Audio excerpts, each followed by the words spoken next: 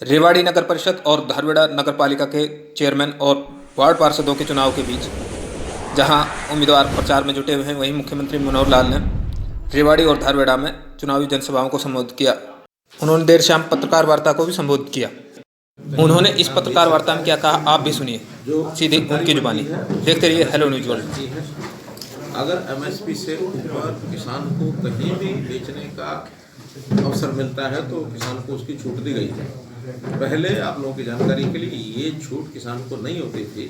किसान को जो मंडी एरिया होता था उस मंडी एरिया का जो भी उपज है मंडी में ही लेके आना होता था, ये अनिवार्य था। अब उसको छूट दी गई है। इसका मतलब यह है कि वो एक के बजाय अनेक स्थानों पर अपने इच्छा के भाव से बेच सकता है। उसमें गारंटी न्यूनतम एमएसपी की सरकार की ओर से और सरकार खरीद रही है। उसमें गेहूँ और धान केंद्र सरकार की योजना से खरीदा जाता है। बाकी फसलें प्रदेश सरकारें अपनी योजना से खरीदती हैं। मुझे बताते हुए प्रसन्नता है कि हम लोगों ने उसमें 9 फसलें यानी बाजरा है, सरसों है, मूंग है, मूंगफली है, चना है, मक्का है, ऐसी इस प्रकार की बस फसलें जो है प्रदेश सरकार खरीद रही है। और उसमें केंद्र सरकार उसका केवल 25% का जो प्रोक्योरमेंट होती है उनकी, बाकी सारी 75% प्रदेश खरीदता है। प्रदेश की अपने उपयोग में जितनी चीज़ आती हो अपने उपयोग में करते हैं पीडीएस के माध्यम से, बाकी सब बाजार में बेचते हैं। और आपकी जानकारी के लिए बाजरा जो पिछले कुछ वर्षों से हम खरीद रहे हैं, पिछले वर्ष में 250 करोड़ रुपया बाजरे के कीमत में हमको उसका घाटा हुआ। लेकिन वो हरियाणा के किसान के हित में, खास करके दक्षिण हरियाणा के किसान के हित में ही हमने कदम उठाया है। इस बार वो घाटा लगभग 650-700 करोड़ जाएगा, क्योंकि वो बाजरा इस बार 7.5 लाख मीट्रिक टन ये हमने खरीदा है। और यह हमारा संकल्प है कि इन फसलों को लगातार खरीदेंगे। जबकि राजस्थान सरकार, जो कांग्रेस इतना इन बिलों के ऊपर बोल रही है, तो राजस्थान की कांग्रेस सरकार बाजरे को नहीं खरीद रही है। बाजरा वहाँ 1300 रुपये, 1350 रुपये और 1250 रुपये बिकता है। हमारे यहाँ 21.5 रुपये बिका है। ये आप लोगों को प्रत्यक्ष इस इलाके के रहने वाले आप लोगों को पता होगा। ऐसे ही बाकी फसलें पंजाब सरकार भी केवल धान और गेहूँ खरीदती है, बाकी नहीं खरीदती है। हम गन्ने का भी एक एश्योर्ड रेट 350 रुपये दे रहे हैं, जो देश भर के सब प्रांतों में सर्वाधिक है। यानी बाकी जगह 340 भी नहीं, हम तो 350 पर ले गए हैं। इसलिए हम किसानों के हित में सारे काम कर रहे हैं। दूसरा जो बिल किसानों का है उसके अंदर उनको कॉन्ट्रैक्ट सिस्टम इसको बनाने के लिए जो एक प्रावधान किए गए हैं वो ऐच्छिक है। कॉन्ट्रैक्ट करना किसान को जरूरी नहीं है, लेकिन उस कॉन्ट्रैक्ट में यदि बोते समय ही पूरा पैसा अच्छे दाम को मिलेंगे तो कॉन्ट्रैक्ट सिस्टम में जाएंगे। उसकी हर प्रकार की एक प्रकार की सेफ्टी वो किसान की गई है कि किसान को कभी भी वो कॉन्ट्रैक्ट तोड़ना है तो किसान के ऊपर कोई लायबिलिटी नहीं है। कंपनी तोड़ेगी तो उसके ऊपर लायबिलिटी है। पहले आपस में किसान, छोटे किसान कर लेते थे, ठेकेदार। किसानों की जो उपज है उसके विपणन की, मार्केटिंग की व्यवस्था के लिए रेवाड़ी आज जो है ना आपको बोल रहे हैं, बता रहे हैं आपको। तो एक चीज़ है, दिल्ली जयपुर हाईवे बंद है काफ़ी दिनों से, आप देख ही रहे हैं। ये गहलोत सरकार की ज़्यादा हठधर्मिता है या उनको आंदोलनकारियों को ताकत देने का है, या मनोहर लाल जी की उदारता का परिणाम है सड़क बंद क्यों? देखिए मित्रों, मोदी जी की सरकार ने, मोदी जी ने जो संकल्प लिया कि किसानों की आय 2022 तक डबल करेंगे, उस योजना के कई चरण, और उन्हीं में से एक चरण है कि जो केंद्र सरकार ने 3 बिल बनाए हैं, एक्ट बनाए हैं किसानों के हित में, जिसके अंदर एक में तो विपणन व्यवस्था, किसानों की उपज,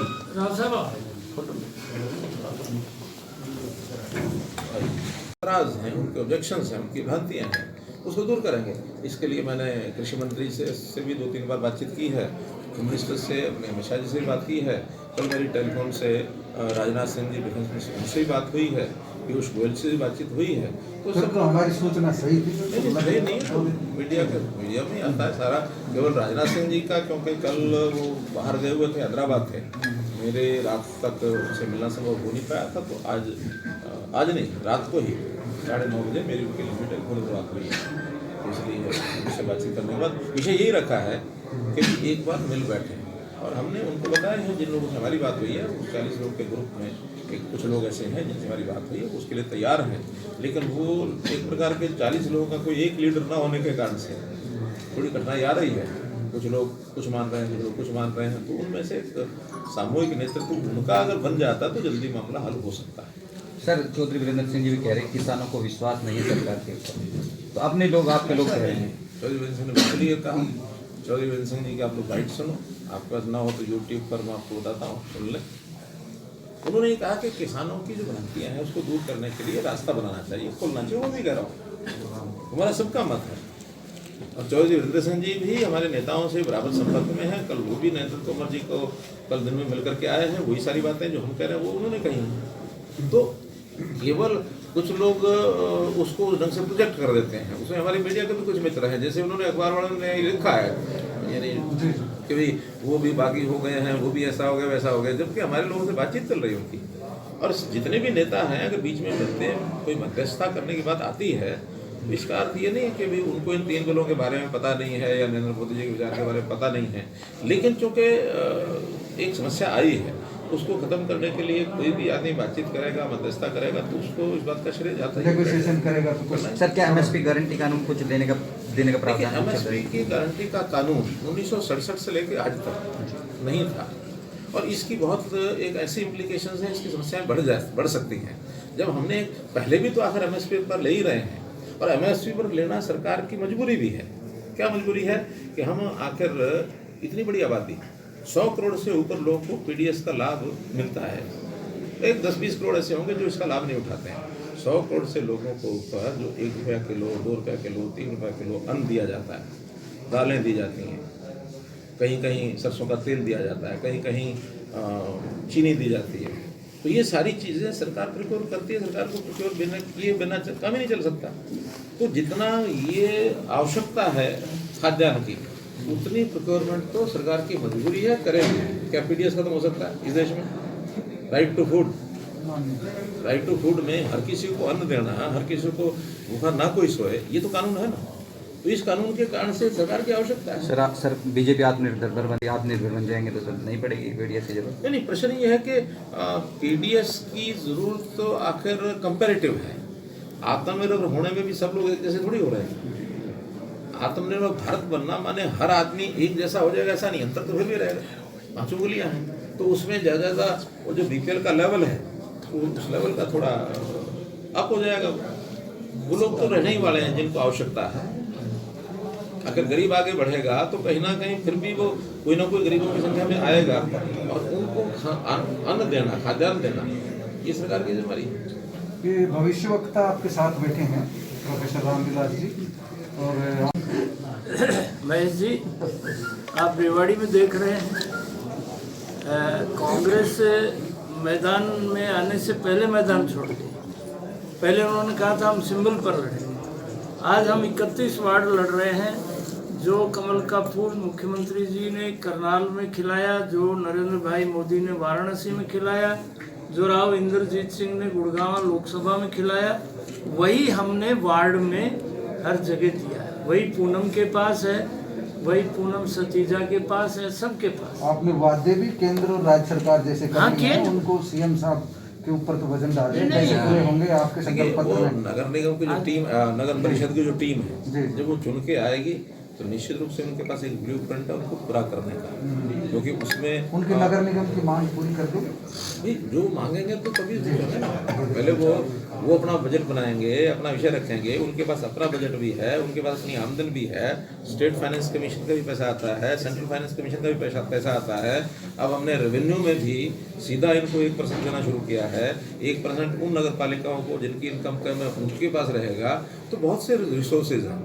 हमने कुछ और भी योजनाएं केंद्र की जैसे होती है, उसमें भी पैसा आता है। जैसे अमृत स्कीम है, इसके अंदर पैसा आया 68 करोड़ रुपया तो नहीं आया है।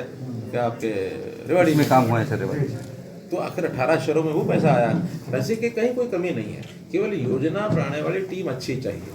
और ये अच्छी टीम हमारे जो चुने हैं, हमारे पर जो प्रत्याशी चयन करके हमने खड़े किए हैं, वो सारी टीम बहुत बढ़िया है। हमारी नगर परिषद की चेयरमैन हमारी आरआरटीएस को थोड़ी सी तेज केंद्र सरकार के प्रतिनिधि बैठे, आप थोड़ा सा नहीं योगी जी ने वहाँ जो नेशनल हाईवे था उसको स्टेट हाईवे में कन्वर्ट करवा दिया, जो बाधाएं आ रही थी हमारे यहाँ, तो ये हो गई है, बाधा आएगी हो तो बाधा आएगी, पर इसको कोई बाधा नहीं है दूसरे चरण में जो है डाला हुआ है, थोड़ा सा इसको जल्दी करो। ऐसा होता ना, वो कोई काम किसी के यहाँ पहला चरण होता, कोई काम किसी के यहाँ पहला चरण होता।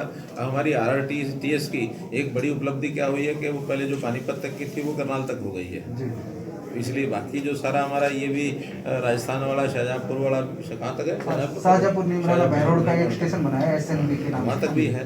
तो सारे आप बल्कि दक्षिण हरियाणा में तो इंफ्रास्ट्रक्चर नेशनल हाईवे का, रेलवे का, RRTS का, ये हमारा जो नारनौल में बन रहा है, लॉजिस्टिक हब बन रहा है, इतने सारी योजनाएं प्रोजेक्ट्स हैं, क्योंकि यहाँ की डिमांड भी है, यहाँ इंडस्ट्री भी आ रही है। ये एरिया जो ना बेस्ट, जिसको कहना चाहिए कि एक डिमांडिंग एरिया बन गया है, वेस्ट का लोकेशन बन गई है, जो इन्वेस्टर्स विदेशों के आ रहे हैं, तो अप टू बावल खूब ज़मीनें अपनी ढूंढ रहे हैं, देख रहे हैं।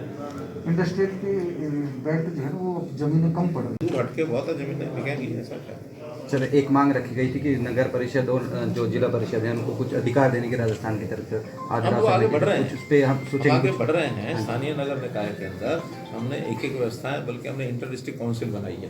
तो इंटर डिस्ट्रिक्ट काउंसिल में चाहे वो शहरी इकाइयों के हमारे DMC हमने बनाए हैं, सारी नगर पालिकाओं ना डिस्ट्रिक्ट में एक ऑफिसर DMC करके, चाहे वो कॉर्पोरेशन वाले डिस्ट्रिक्ट हैं, चाहे वो परिषद वाले डिस्ट्रिक्ट हैं, अब एक पूरे डिस्ट्रिक्ट की अर्बन लोकल बॉडीज का अधिकारी उसको अलग से बनाया, ताकि सारी व्यवस्थाओं को कोऑर्डिनेट कर सके, उनको बजट भी उनकी डिमांड के हिसाब से देंगे।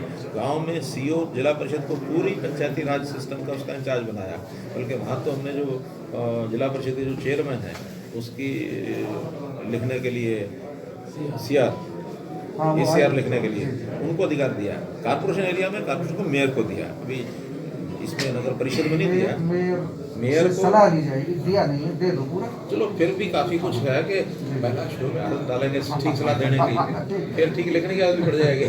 शुरू में आप पैसा दे दोगे और फिर वो को कहीं, देखिए ये चीजें ग्रेजुअल होती हैं, और हमने इतने बजट बढ़ाए हैं, चाहे वो शहरों के चाहे गाँव के। ग्रामीण में जिला परिषद में हम जब आए 2014 में 1 से 1.5 करोड़ रुपया जिला परिषद का बजट होता था, उठा कर ले लीजिए, आज वो 20 से 25 करोड़ रुपया हो गया। तो कह रहे थोड़ा देर से दिया मनोहर लाल जी ने, दिया तो है, देखिए थोड़ा देर से, कोरोना कोविड ऐसा था, इसमें हमारी भी कठिनाइयाँ हैं। 12,000 करोड़ रुपया हम अभी पीछे हैं रेवेन्यू में, तो अब हम कर रहे हैं, इतना बहुत कर रहे हैं। सर एम्स कोविड तो हमने तो नहीं बुलाया, कोविड तो अपने आप आया है। एम्स का कुछ समाधान कुछ प्रदान चलता है, हमारे बनवारी लाल जी लगे हुए हैं। योर ड्रीम प्रोजेक्ट रहा सर। हाँ, वो हमारा सबका ड्रीम प्रोजेक्ट है। बनवारी लाल जी को हमने आगे कर रखा है, और बहुत जल्दी रास्ता निकाल के आपको बताएंगे। क्यों बनवारी लाल जी, ठीक है ना, निकालेंगे, क्योंकि इनके एरिया में वो पड़ता है, वो सब लगे। ये छोड़ना नहीं चाहते अपने एरिया से कहीं बात नहीं, हमने भी क्या रखा है, व्यवस्था जमीन की आप करा दो, आप ही के एरिया में लगेगा। हाँ, जिस दिन इन्होंने हाथ खड़े कर दिए, फिर रेवाड़ी की बाकी विधानसभा में लेंगे। आपके पास जमीन तो इनको करानी पड़ेगी। टाइम बाउंड होल कर दूं क्या, कितने दिन का जो है कोई टाइम बाउंड होल कर दो, चलो इनके सामने नहीं मजे करेंगे। सर आपने सभी वर्गों के लिए कुछ ना कुछ दिया है, पत्रकारों के लिए आपने क्या सुविधा? अरे पत्रकारों को इतना सब दिया पिछले 3 सालों में, हैं, पेंशन बांध दी, हैं, आपकी अब वो चल रही है जरा वो क्या हेल्थ वाली, वो भी चल रही है, हो जाएगी, धीरे चढ़ जाएगी। अब पत्रकार में कई लेवल के हैं, अब इसको हाँ भाई, अब बंद कर लो। हाँ अभी थोड़ा सा बंद कर लो। हाँ